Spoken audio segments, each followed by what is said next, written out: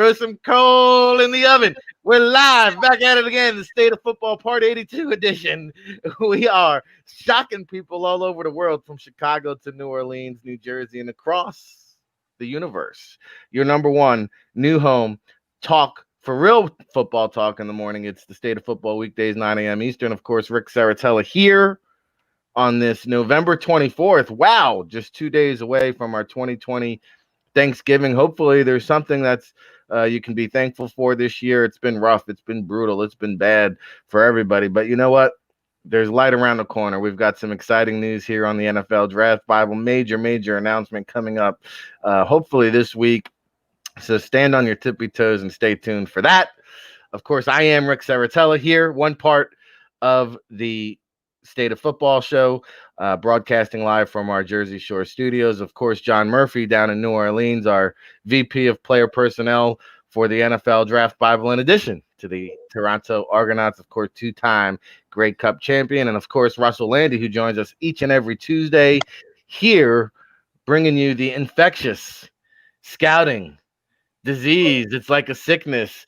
Of course, infectious scouting, longtime GM junior, current scout with the Calgary Stampeders, XFL, NFL, CFL experience, a lot of experience on the panel here today. And of course, if you're tuning in for a first time, hey, buckle up. It's a College Football Tuesday. We'll take a look back at the weekend that was.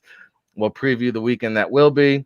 We'll try to dive into our top 10 big board. We were supposed to have Rise and Draft Ryan Roberts today, but he's in contact tracing protocol. No BS here, as the COVID cases continue to increase around the country, around the league. You saw the NFL now clamping down on the COVID-19 protocol.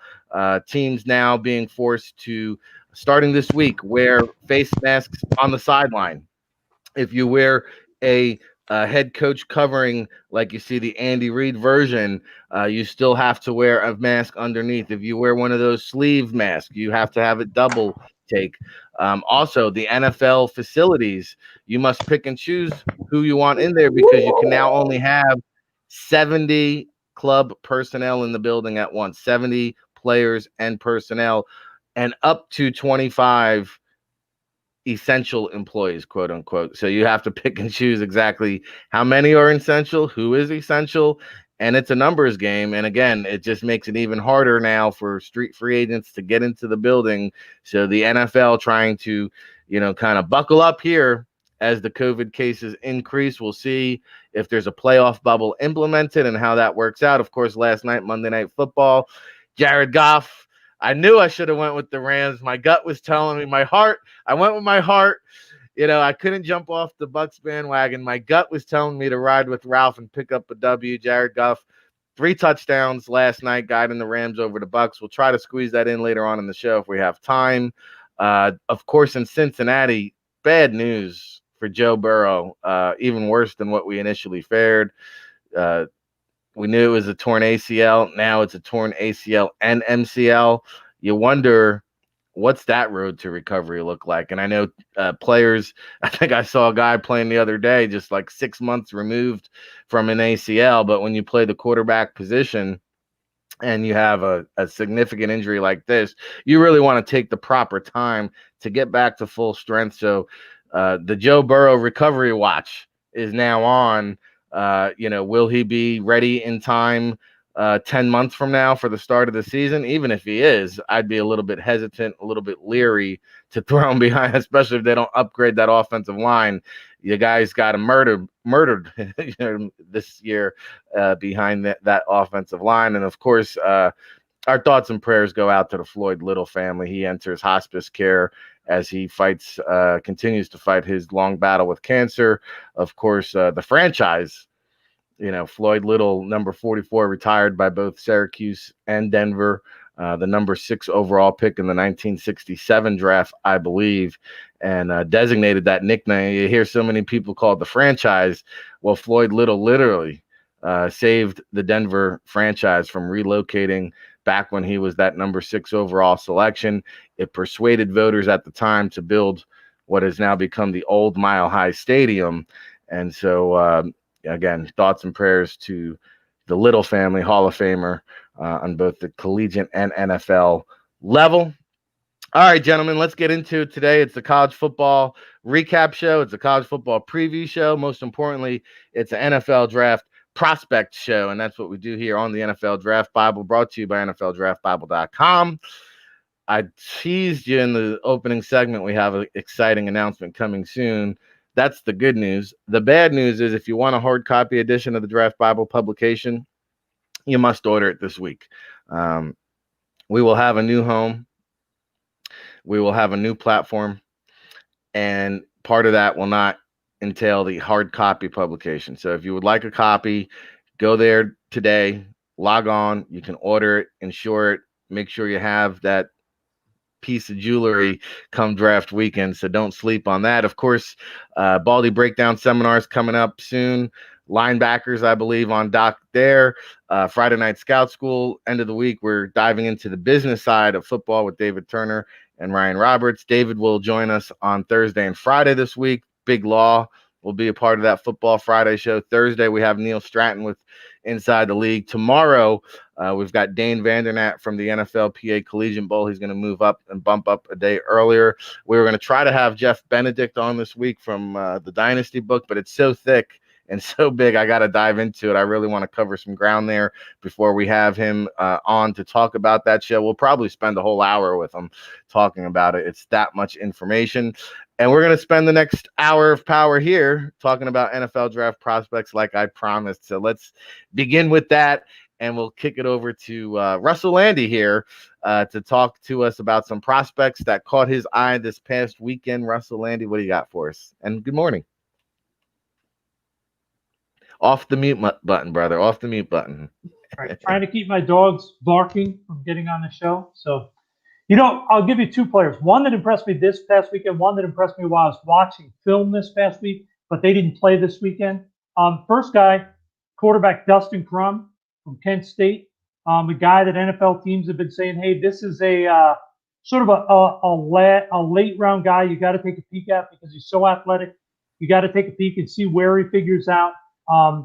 In terms of being a guy at the next level. I think when you look at him, there's definitely some inconsistencies in his game, but this past weekend was one of his better games. So I think there was a lot of positives to look at. I'm excited to really dive in deep and really watch 5 or 6 games, chart him out, evaluate him. But in today's NFL, the ability to make plays with your feet adds another dimension.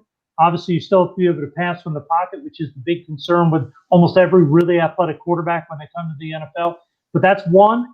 The other kid is the kid Liam Eichenberg. When I started on Notre Dame last Friday, finishing him up today, you talk about a kid that's going to be a first-round pick. I mean, this kid's a frontline NFL offensive tackle. He's got a few technical issues he's got to work out. You talk about foot quickness, knows what he's doing out there, good instincts, powerful hands. There's a lot to like about this kid. Now, I'm not saying he's going to challenge to be a top 10 or 15 pick. For those last 5 or 7 picks of the first round, some team that knows he won't be there at the end of the second, they're going to jump on this kid. This kid's got all the tools to be a good, solid, quality starter in the league for a long time. Really impressed me with his competitiveness. A lot of left tackles, once they engage a guy, they sort of let up, almost say, all right, I got him stopped. This guy finishes, stays after blocks, keeps his feet running, puts guys on their backs. Yeah, a lot of love in the scouting community for Liam Eichenberg, and that Notre Dame offensive line, really, they've got a stud almost at every yeah, they really do.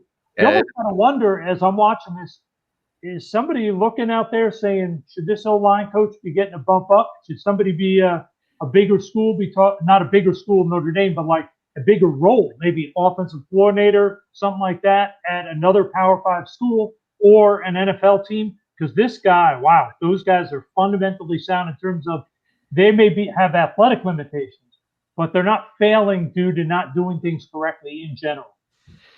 Yeah, hey, and some of these guys were not highly recruited. They were coached up and have become highly prospects on the NFL radar. So definitely a couple of good guys there. We talked about Dustin Crum. We kind of previewed that game last week, and he goes out and accounts for 5 touchdowns, 3 through the air, 2 via the ground, 400 total yards. So, you take a look at, dual threat capability, next level quarterback. You got to wonder, hey, does somebody kind of view him as a developmental, backup, kind of hold the fort guy? He's certainly in the mix. And then Eichenberg with the Notre Dame offensive line, John, we've been talking about it all season long. It seems like every week there's a different guy that stands out. I wonder, though, does Liam stay at the tackle position? Because I have heard a little bit of chatter about him kicking inside, and he would be a dominant offensive guard. I think either way, he would still have a shot to go in the first round.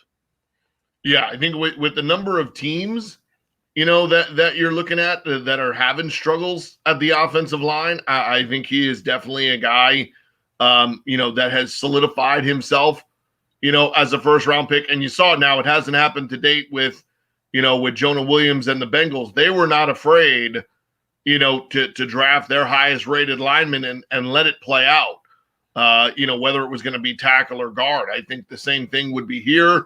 And you get that added versatility early in the career, to say, depending on who you have, or depending on how that team then plays it in free agency, you could have him, play inside and then bump outside, at a later part, of his career. But you would be far-fetched to think that you could get this guy, not ending up being a top 25 type player, because it's an instant impact guy and improvement for almost every team in the league. If you gave him a kid like this next year, it's improving upon one of their core O-linemen. Like I said, when you look at the O-line play, it would not be surprising to see a inordinate amount of guys go early in the draft if they have the grade.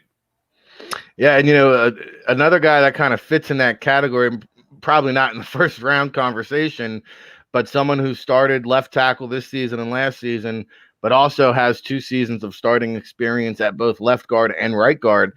That's Sedarius Hutchinson of South Carolina. I wrote about him in Scouting the Nation yesterday.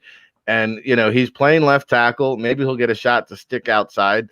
But at the very least, you've got a guy who could be a solid starter, I believe, at the next level.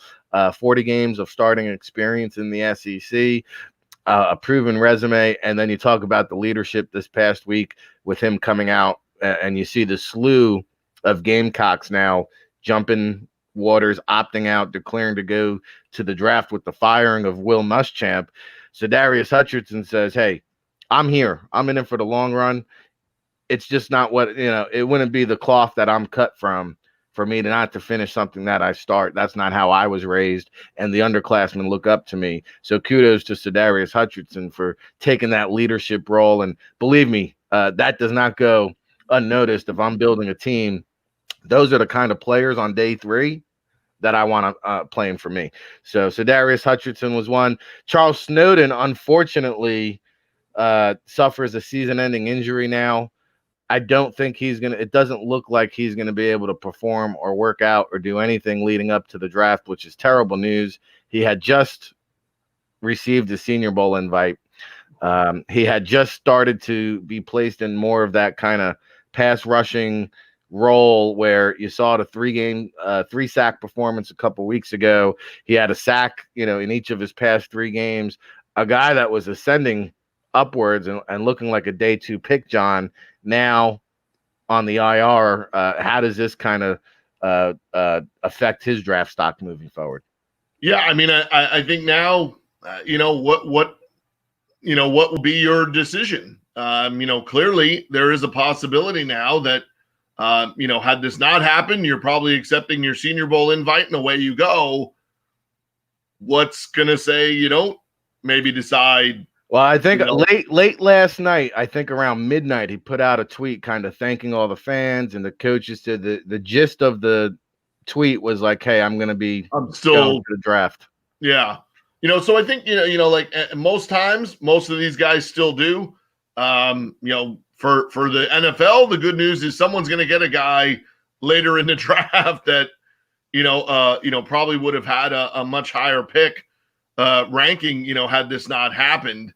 But now, I mean, it's really kind of out of your control. You're going to hope your film does the majority of the lifting for you. And the final part is going to be, what's kind of on the other side, of things in terms of how comfortable are the team's going to be that you're not going to start the year on, IR, or that it's not going to be kind of a pure red shirt, kind of season. But, we have seen guys rebound, from some tough injuries late or later in their career, like at this standpoint. So really, I think the best thing for him at this stage is control the parts that you can.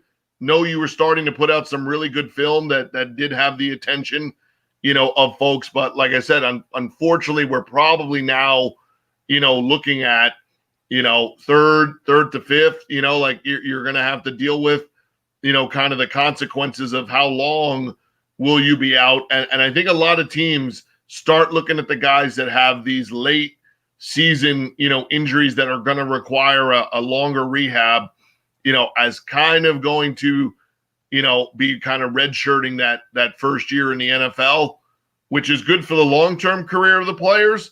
Maybe not necessarily always great for your, what your final grade will be. Yeah. And, Snowden here now, with the Senior Bowl invite, will not be able to participate there. So if you're listening, Charles, and you would like to participate in the NFLPA Collegiate Bowl virtual event, we would love to have you. Still an opportunity to speak with and talk to the NFL teams leading up to the draft. So there are still other avenues and platforms to be visible by pro scouts leading up to the draft. And we'll dig into more about that tomorrow, Wednesday, when we have Dane Vandernet on with the NFLPA Collegiate Bowl update. You talk about laying down good film. We talked about it last week. Pete Freiermuth, Baby Gronk, a guy that was another one of these guys just ascending, Russ. And we kind of talked about him and Kyle Pitts being, tight end 1 and tight end 2. And so now my understanding, I'm still not quite sure what exactly the injury is, but I saw Coach Franklin say he will have to have surgery. Now, it doesn't sound like a major surgery, but he's going to miss the rest of the year. Which in this season is probably 2 or 3 weeks, so that you hope that it's something like a scope or maybe like a broken bone, but nothing major. Right. And so how do you advise a guy now like this moving forward, where his film was saying first round, but there's a good chance now he too may not be able to participate. Let's assume he won't be able to participate in any of the pre-draft festivities. Do you advise a guy in this pandemic era to say, hey, just go with it? Well, I think the biggest thing he has to find out is, how severe, obviously he knows now probably how severe it is, but how long the real recovery is. If they're saying it's 4 months from now, then he realistically should be 100% and ready to rock and roll to be able to work out. If they're saying, hey, this is 6 to 9 months, and we don't know if you're going to be able to work out before the draft, that's where there's an educated gamble, because teams don't have the ability to put you through a workout. And I don't just mean the testing side of it. I mean getting your tight ends coaches, your offensive coordinators down to the pro day, or I see you at the combine, running routes, doing things that you're going to be asked to do in the NFL. I think a lot of it comes down to the confidence of the kid. And if this injury, whatever the timetable is for recovery, is determined by his medical people that, hey, you're going to get medically cleared by the NFL. This is not an injury that's going to have long-term ramifications. If those two questions both come up positive, then I think you can feel confident if Coach Franklin and the staff there can get reports from NFL teams speaking to you saying, hey, you are legitimately a first day or second day pick. You got to do it, because this kid, to me, on film looks really special. And if NFL teams confirm, yeah, you're a legitimate day 1 or day 2 pick, then you may as well come out, because you never know when you're going to get that chance again. And as long as, like I said, this is not an injury that's going to cause long-term ramifications and fail you on NFL physical, why wait? Yeah, and if you remember, ironically, Gronk, the first version, when he came out, he had the back and he missed the year. Yeah, and the 4th tight end taken because of that. Yeah, and I think that's probably the worst case scenario here for Baby Gronk. Like, hey, at the end of the day, you ain't going worse than top 50, and so if you do slide out of the first round somehow, that top half of the second round is going to be too enticing, for a team not to pull the trigger, right? As long as it's not a long-term injury, it really is not a major thing. That's just the only thing he, along with the NFL teams, is going to worry about is this something that's going to last the next 10 years and be a problematic thing? Or if this is just something like getting your knee scoped or repairing some broken bones, then you should be fine, ready to go, and probably still be a first or a mid-second round pick. All right, there you have it. The state of football here, breaking it down. The weekend that was. We'll dive into the weekend that will be coming up later on in the show. Of course, some interesting games, and we'll dive into them more on Football Friday. But number 2, Notre Dame, John Murphy's Fighting Irish traveling into North Carolina, who's back in the top 25 mix. Is that a trap game? We'll talk about that. Of course, number 22, Auburn at number 1, Alabama. Is this the last hurdle for Alabama's pathway into the college football playoffs and some of the prospects that are going to be playing there on Saturday? But I want to have a little bit of fun. I thought we were going to have Ryan Roberts and kind of, we had a chance to pick apart his mock draft a couple weeks ago. I figured we could pick apart his top 10, but he's in the protocol today. So what we will do and what we do have is an updated NFL Draft Bible big board. So I'll just run it through. Baby Gronk did not make this list, but Kyle Pitts did, coming in at number 10. Listening to Russ Lande speak, he kind of made me see the light that Kyle Pitts is a transcending prospect. And I was very high on TJ Hawkinson a couple years ago.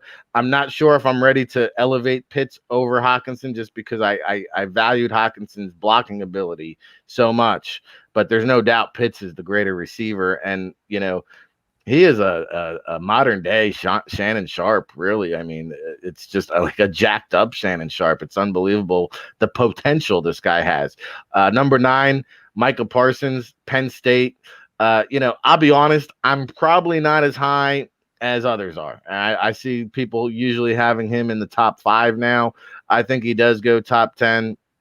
I'm still trying to come around on it. I do understand it.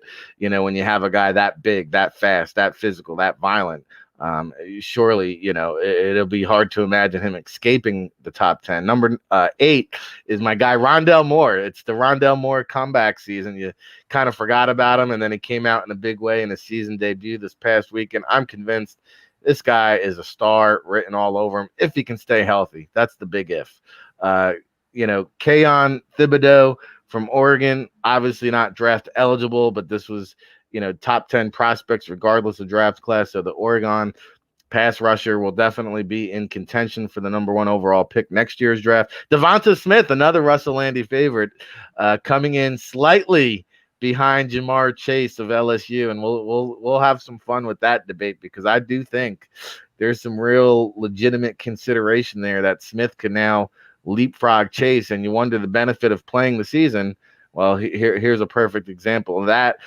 Number 4 is Penei Sewell. I'm sorry, number 3 is Sewell, the Oregon offensive tackle who opted out of the season. And then 1 and 2, I think it's going to stay this way, probably leading up to April. Trevor Lawrence and Justin Fields.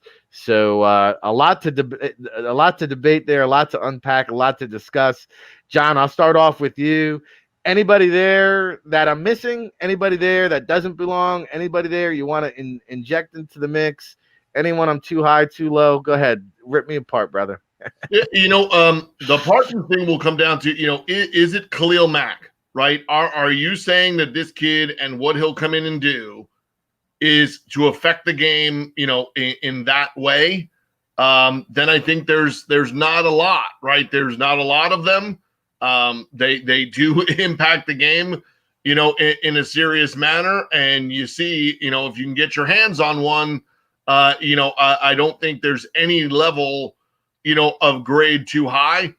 The only thing about the receivers, to me is, there's three in your, in the top 10 there. But if all these guys end up, for the most part, coming out, now we're talking about having half a dozen to another 8-9 of them, with first round type grades. Does that mean they aren't the best players? No. Is that logical that another whole big group of these would go in the first round? That might not, be assured as well. So I think, you see the roles of what those guys can do. You saw what, Rondell did, coming right off the right into the game and having that kind of impact, with things. And you can see that, again, it happens all the time. It doesn't mean it should, but you're watching the other day, and boy, the Ravens offense is struggling, but man, at least that didn't affect Hollywood Brown's stat line on Sunday, which was, 0, 0, 0. So, I think, what you're seeing, he is a dominant player at that level. Do you know for sure that he would be that guy, kind of at the next level? To me, in any of these receivers, I might be kind of pumping, the tires only for the factor of, man, there literally by the time you're done evaluating, there's probably going to be, another, 6+. I mean, you're probably taking the over again, right? If you had the current over, under over, how many receivers go in the first round? If it's not a number that sounds kind of crazy, well, there's going to be enough guys to get those kind of grades. And then, like I said, it would not be shocking to see, offensive line go high, to see a playmaker like Parsons, like I said, especially, as a guy, if you can make an impact, the way that a Khalil Mack type guy, if that turns out to be an NFL type comp, for him, they're going to let you get away with some of the other stuff if that's your role, there. And then I think the Pitts kid, I think, we're dead on. I mean, I thought it was a little, I was kind of worried, when I said top 20, at week 3, type thing. But, I would think that at this stage, minus the concussion, it's as high as he wants to go.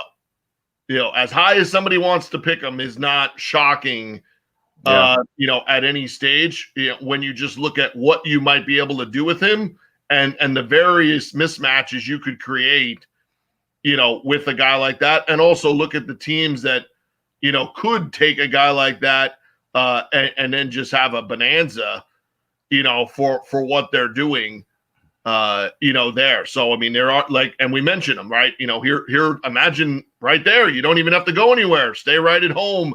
Tua with, Devontae Parker and, a young offensive line. If you add Pitts to that equation, that would change Miami, what Miami's offense would look like moving forward and certainly move the needle, in that division when you look at the type of play style he has against the Bills, against New England. Okay, New England might have Duger. The Jets have gotten rid of, Adams and the rest of their secondary. And I think 7 of their starting defenders last week are pending free agents, and it would be a really nice matchup, because Micah Hyde's turned into a really good looking, nice, NFL player, but would not exactly be a stylistic matchup favoring the Bills, to have him against Micah Hyde. Might be pretty interesting with Edmonds, against Kyle Pitts in certain situations, but he would be a difference maker, excuse me, for Miami, who has the luxury, of having 2 first-round picks. Yeah. I mean, well, I think Lawrence, Fields, and Sewell will be the first 3 off the board. I don't care who's picking up, trading up, moving down, sliding around. Those are the first 3 guys. After that, I think it's all game on Kyle Pitts. And then, the wide receiver thing you mentioned, it's like we're a gluten for punishment, Russ, because as you know, the wide receiver has the biggest bust rate factor in the first round. And even though I am very high on Rondale Moore, I know you've spoken about him on the Infectious Scouting podcast last year. However, I would feel a little queasy just because of the Ruggs, the John Ross, and everybody in between. Those smaller, speedy type of receivers do tend to wind up on that injury report quite frequently. So I feel a little queasy taking him inside the top 10. But again, just based on talent alone, this guy's electrifying. Oh, there's no question he's electrifying. But I think the bigger question really is when you look at the history of smaller receivers, how many of them make it? I mean, I think if you look back, I don't know how many years ago it was. I'm pretty sure you guys, along with myself, thought Tavon Austin was going to be a pretty good NFL player. And he was about as dynamic a player as I can remember seeing with the ball in his hands. He was special as a returner. He made things happen when he caught passes. He turned little plays into 80-yard touchdowns routinely. And it wasn't a lack of athletic ability that killed him in the NFL. He was just little. And when you're little and you get dinged up, you can get dinged a little easier. And I'm not talking major injuries, just little things keep you from being that dynamic guy week in and week out. You can't produce. John Ross has not had a lot of catastrophic injuries, but he's had a lot of little things that have kept him from ever becoming a really productive guy. And then you add in the fact that if you look around the NFL, how many of the elite teams over the past decade were built outside in? Most teams that win are built inside out. You build the lines. Well, if I'm building my lines, I'm going to take a guy like Liam Eichenberg before I'm going to worry about taking a small receiver. Not that I don't think Moore is going to be a tremendous player, but to me, the lines are far more important than a receiver.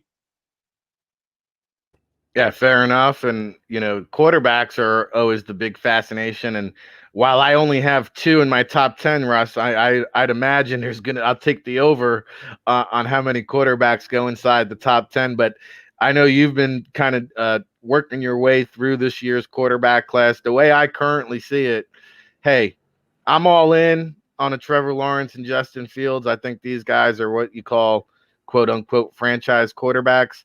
I think there's 3 or 4 other quarterbacks in the mix to go in the first round, but I'm not sure if I'm a GM, I'm willing to put my job security on the line for any of those guys yet. I'm curious to get your take on it.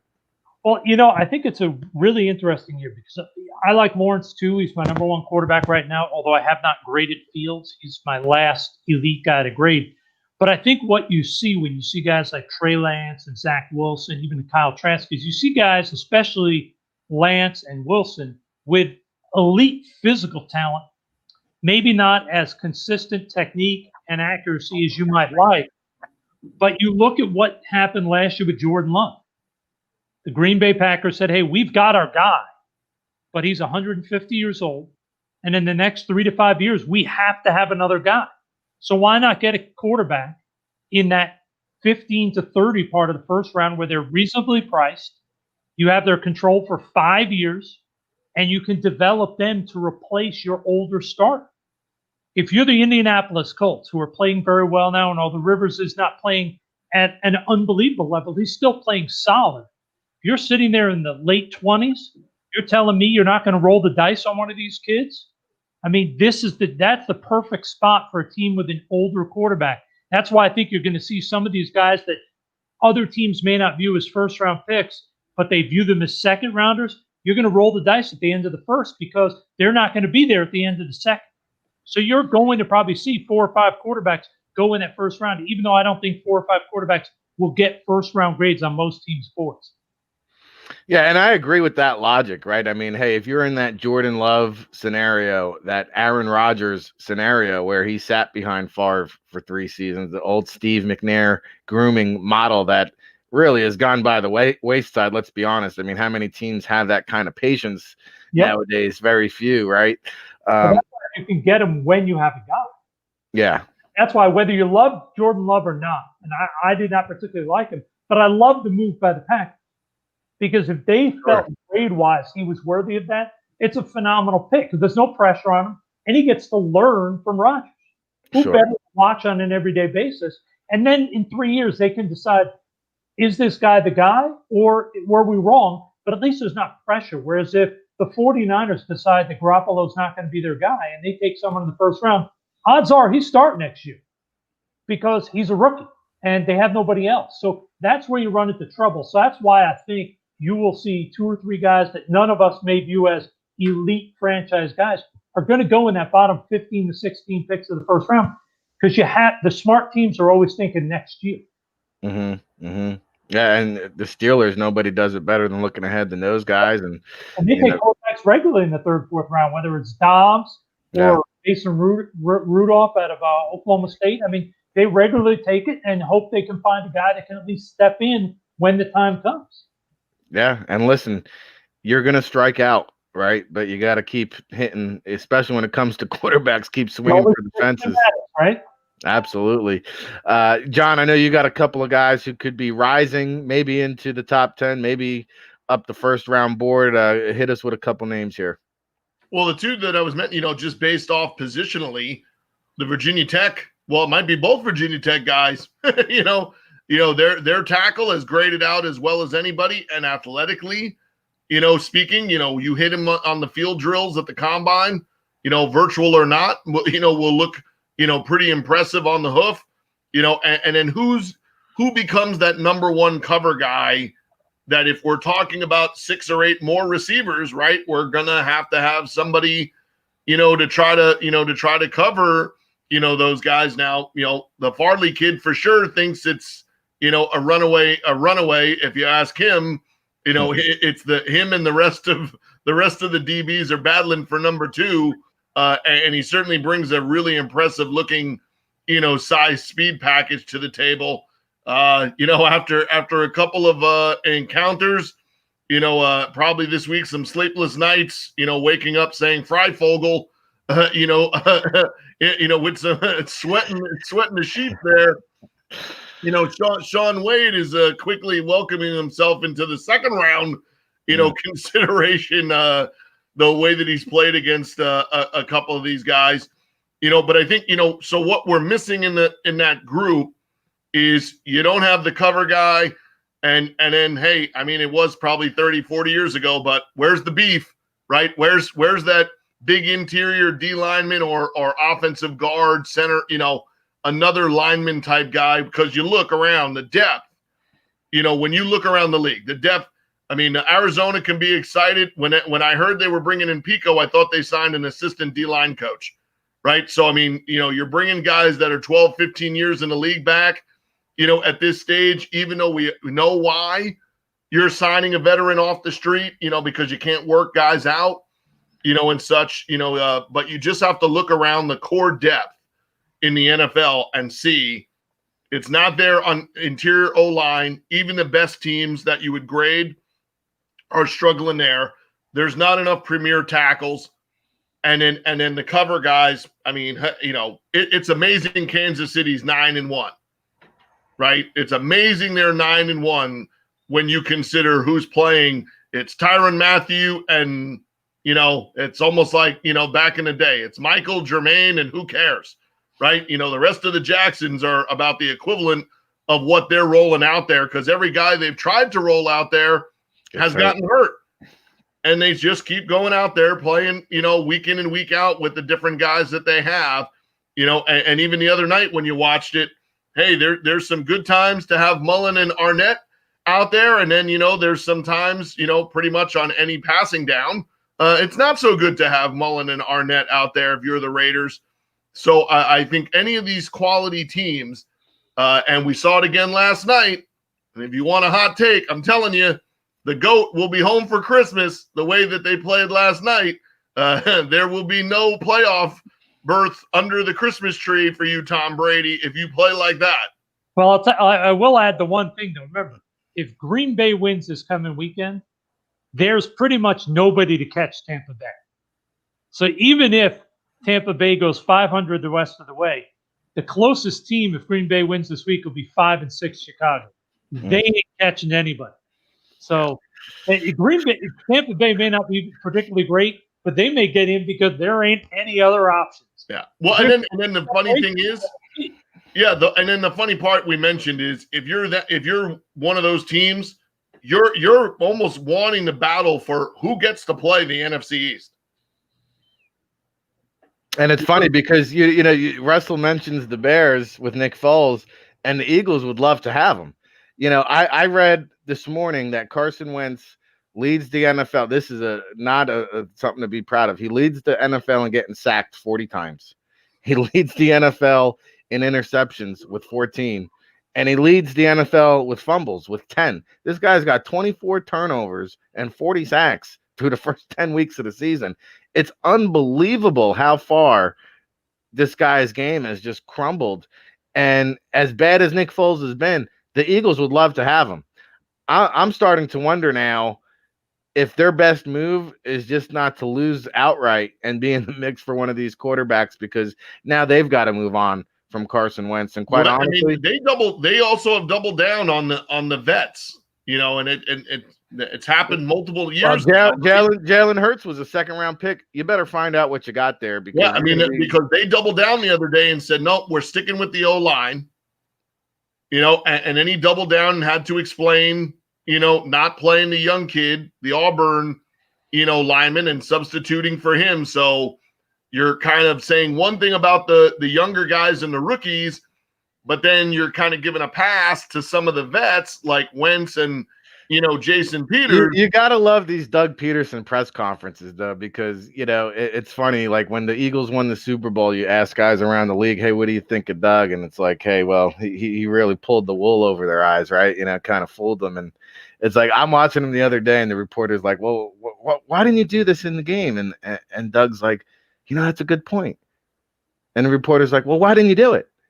He's like, well, that's something we're going to have to look into there. Like, you've got the reporters now telling them, like, hey, your in-game coaching sucks. Why aren't you executing? And Doug Peterson basically acknowledging it, like, you know what? Well, he had, like, you look, he a lot of his assistant coaches, Well, here's two things. Firstly, have either of you ever seen a quarterback play at such a high level early in his career for a 2 or 3 year period and literally fall off a cliff like that? I can't remember ever seeing it. Secondly, while at the time everybody was devastated, the fact that Josh McDaniels backed out of the Colts deal turned out to be the best thing the Colts could have ever happened, but it could have ended up being the worst thing that could have happened to the Eagles because Frank Reich jumped ship and went there and became the head coach. And he clearly has made a huge impact in Indianapolis. And you wonder how much of a role he played in not only Carson Wentz, but the whole offense. Just was he the glue? Was he that guy that sort of kept things sort of together? No doubt. Well, and you forget, you lost both, right? You lost the OC and the quarterback coach. Mm-hmm. Yep. And you look, at that team, and it is kind of, it's a little all over the place, and that would fundamentally be a really interesting scenario for a minute there. It looked like maybe, people were putting Zimmer right on the hot seat, with Minnesota, with how they played, the scenario there be interesting to see.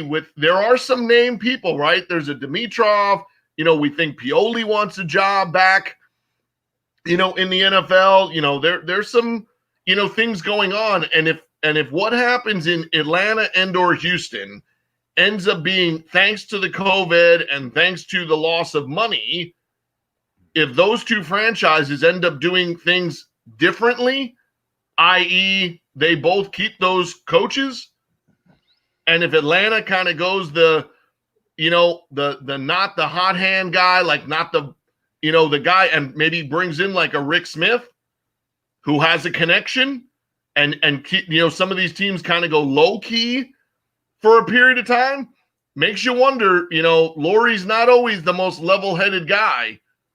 Could he look at this and say, yeah, we're not where we need or want to be, and it's been long enough. That could be a team that, if this goes sideways, and it's amazing to think after what just happened, which was literally using 9 different quarterbacks who still haven't combined thrown for as many yards as Dak Prescott, and having a bye week, which is a benefit because you didn't lose a game.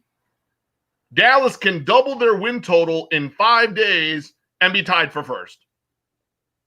So now, if you were looking at how the teams have most recently played, Dallas giving the Steelers a 4-quarter game and then playing well enough to beat Minnesota, the winner of that game or the Giants are literally kind of tilting in the direction of that's your NFC East winner, is the winner of that game or the Giants. So in all reality, I can't put my money on the Giants. So Thursday night's winner is got you in the running. And you threw out an interesting stat. How about this one? And I hate to keep banging on poor, Greg Roman or Lamar Jackson. Dak Prescott still has more passing yards this year than Lamar Jackson. Right? So And then you saw it, the COVID, and we talked about it. The COVID world doesn't care. So now no Dobbins, and no Mark Ingram on the road against the Steelers, Thursday night. Yeah, this could be getting ugly for Baltimore, not in terms of as a franchise or anything, just this season could be getting ugly. I think next year is going to be really the telling year for Jackson. Yeah. Because this is the year teams have sort of figured him out. Well, what do they do this offseason? What does he become better at and improve upon to prove next year he's a good all-around quarterback? Because that's going to be the challenge. And if you're the Ravens, why are we not going down the same road that the Cowboys just went down with Dak Prescott? Yeah. Well, are you going 30 you're going 35 million deep after this season? I don't think you can do that. They might not even make the playoffs. And shout out to our good friend Gary Leibowitz in the chat room. They are ravaged by injuries, but you know what? I'll tell you, it doesn't look good there in Baltimore. It doesn't look good for any team in that NFC East. You might actually see a team win the division. Good news, Gary. On Thursday night, the Steelers are having Ravens for Thanksgiving. Yeah, right. Yeah. And last note on the NFC East, whoever wins the division, they're going to get blown out in the first round. Right. When was the last time? That's another. When was the last time? You're the division winner, hosting a home field playoff game, and literally are going to be double-digit underdog. And you might still get fired, whoever that head coach is. But it's been another hour of power winding down here to the nitty-gritty here. The State of Football weekdays, 9 a.m. Eastern, of course, brought to you by the NFLDraftBible.com. Make sure you go all access, get your hard copy publication. It's only going to be available through the end of this week. And then we're not taking hard copy sales anymore, unfortunately. Fortunately, we'll have a great big new announcement that everybody will be happy about. We're winding up here, Russ. Some big games on the docket on the college football weekend ahead. Who's a player or two here that you'll be keeping an eye on? Mute. I'm sort of going lesser games. Have to keep that dog barking out today. He is on a roll here. But I'm going Iowa State, Texas. I want to see Brock Purdy. I want to see a lot of people have been saying this is a guy you got to take a peek at as a later round guy. So want to take a look at him. Have not looked at him at all this season. And then a guy that you were hyping last year. I want to see Cincinnati Temple, my man Russo over at Temple, who has not been having a great year. A bunch of scouts have been texting me saying you got to go back and watch 19 film. But they said they said you still want to peek at him this year. So I want to pull that up and take a look just so I can start getting a feel for him. But those are two guys I want to take a look at. Cincinnati game as the other quarterback's probably the more well-known kid. But I want to take a look at Russo. A lot of scouts have been saying this is sort of a sleeper guy because he's got the arm. He's an athletic kid. He's got good size. That this is a guy that could be a late-round guy that teams really view as a developmental guy with some upside and potential. Yeah, I mean, the recruiting was crazy with Anthony because he turned down LSU to go to Temple. And so there was all these high expectations, and then you saw it early on in the career, and you expected him to go like this, and he kind of just went like sort of like Hackenberg. Yeah, he kept the heartbeat alive, and I think he struggled to kind of even keep grips on the starting job this year. So he's definitely got the Mad Bomber arm strength now. He can sling it. So I've come down off of my Anthony Russo mountaintop just a little bit this year. But the Purdy kid, I think he's a guy now that has draftable qualities, and I think that's a Friday night game. It is. That one's on Friday. Yep. Yeah, so that'll be nice Friday night lights. Any follow up there, John, before we wrap things up? Yeah, I mean, there's definitely some interesting ones.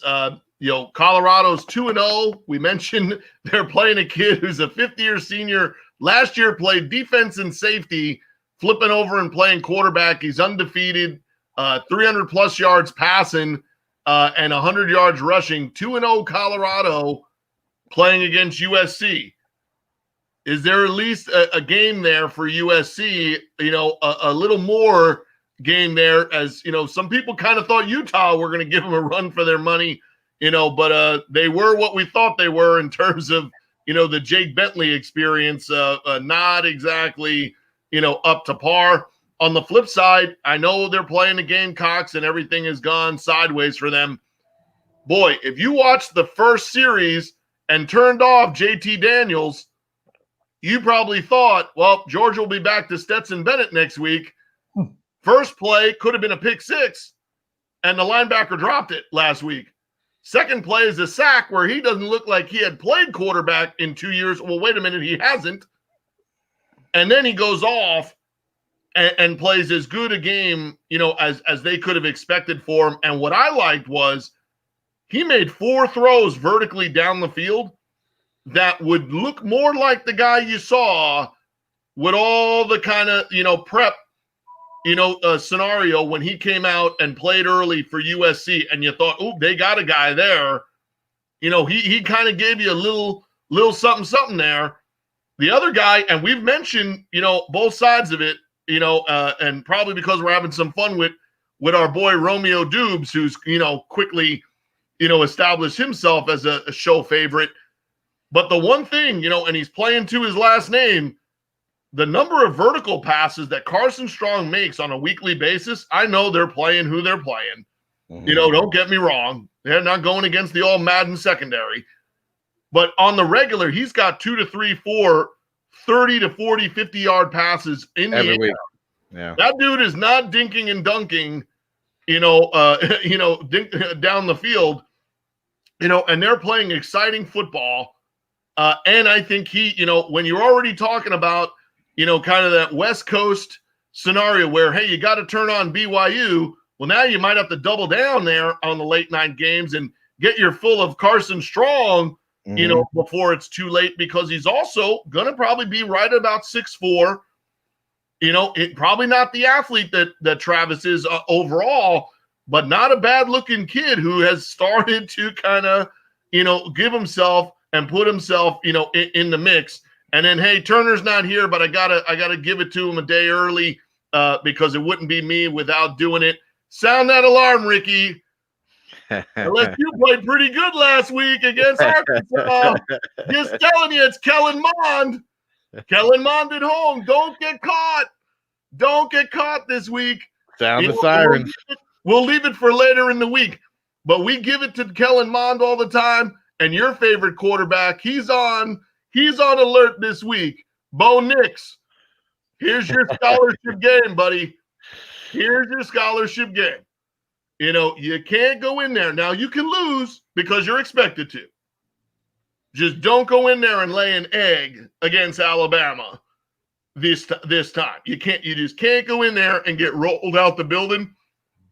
Kudos to Indiana last week for coming back when Sean Wade made that pick. I thought for sure my 51-23 score was going to be semi-accurate, right? You need to see that type of performance. They surprised you. You didn't give him a chance. You didn't give him a chance. Not at all. Not at all.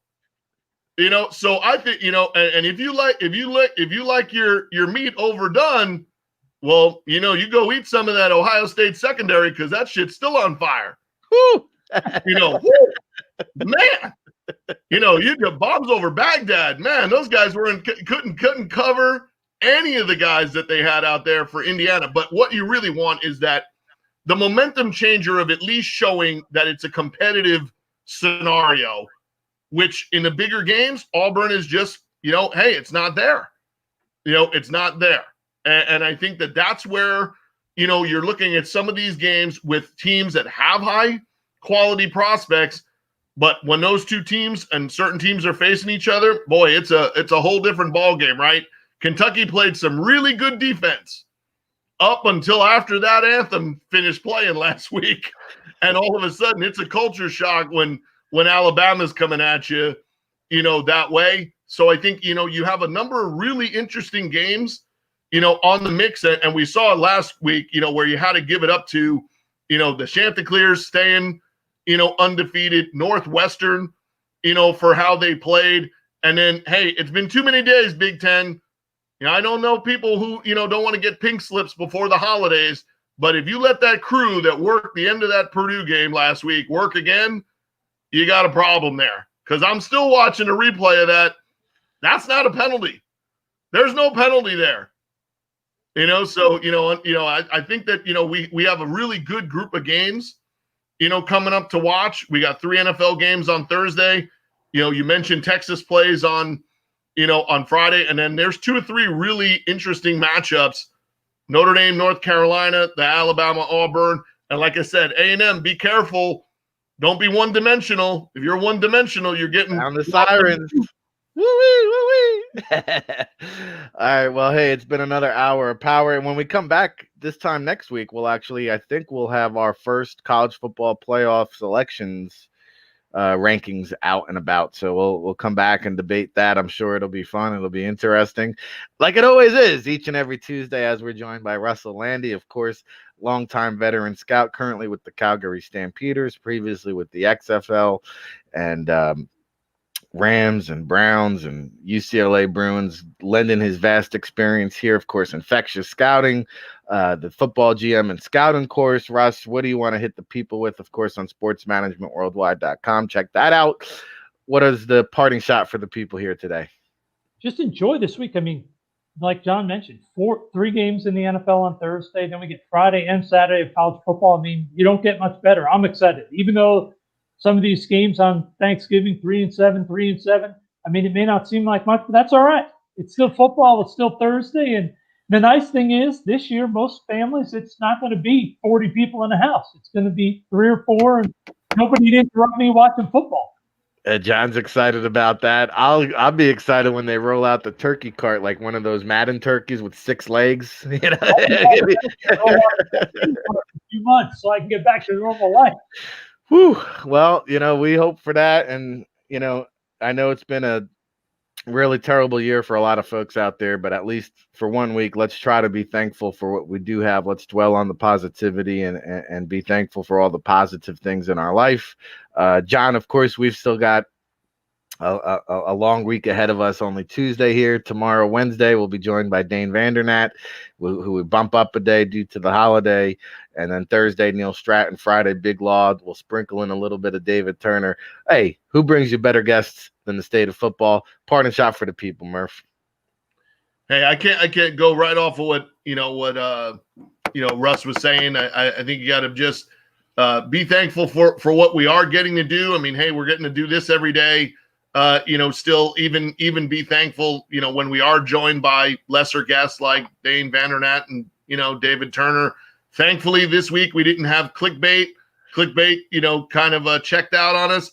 Ryan Roberts, he'll be back tomorrow. It's interesting, though, that, Clemson had an opponent last week that decided they couldn't play because of something related to COVID. And Ryan Roberts was supposed to join us this week. And then decided there's something to do with COVID that keeps me out of the action. Yeah, it kind of makes me wonder if, clickbait didn't want any more ribbon for his mock draft, and he just kind of the McRib coincidentally had COVID stuff going on this week. Kind of the new answer to give. The check is in the mail. Contact tracing protocol. My dog ate my mock draft, and now, hey, Rick, I can't join you. I'm having some COVID issues, so, we hope Ryan gotta keep socially Zoom distanced. Yeah, we hope he's feeling better, and it doesn't affect his, ability to be watching film. So get back in the room, get to your film, and I'm surprised we unlocked him from the keyboard and allowed him to go get tested in the first place. But we hope he's feeling better, and we look forward to an action-packed next 2 days. It'll be great to, like I said, we'll be talking football Thanksgiving morning. Just have to, I guess, get up a little earlier and make sure the turkey's already in the oven. At least somebody's paying attention to the turkey in the oven. Of course, we'll be here each and every day. No holidays off on the state of football. So we look forward to a jam-packed Thursday edition. We'll preview all the games on the slate. So if you're up early in the morning, you want to take a deep dive into some real football talk in the morning, we'll be here for you. Of course, it's brought to you all by the NFLDraftBible.com. Become a disciple today. We appreciate all the love and support of our independent scouting service. And we have a big, major new announcement. So if you purchase the book and you reserve it this week, you'll get that in March. but you'll also be supporting the cause that allows us to do this each and every day, bring you the guests that we do, and of course, all the great content up on the website. So please like it, share it, support it, drop us a review. We need to get more interactive on this show. We do broadcast live on the Periscope, Twitter, Facebook, all that good stuff. One of these days, we'll figure out how to take phone calls and bring it back to the Blog Talk Radio days where we're fielding your phone calls. So we'll get it there. We'll figure it out. Of course, we're going to be on an exciting brand new platform. So we appreciate getting on board here in the early stages because it's remarkable. This is now episode 82. And boy, I can't wait until we're here for 182, 1,082, 8,200, episode 8,200. We'll be here back at it again because we can't stop. We won't stop. And we will see you again, bright-eyed and bushy-tailed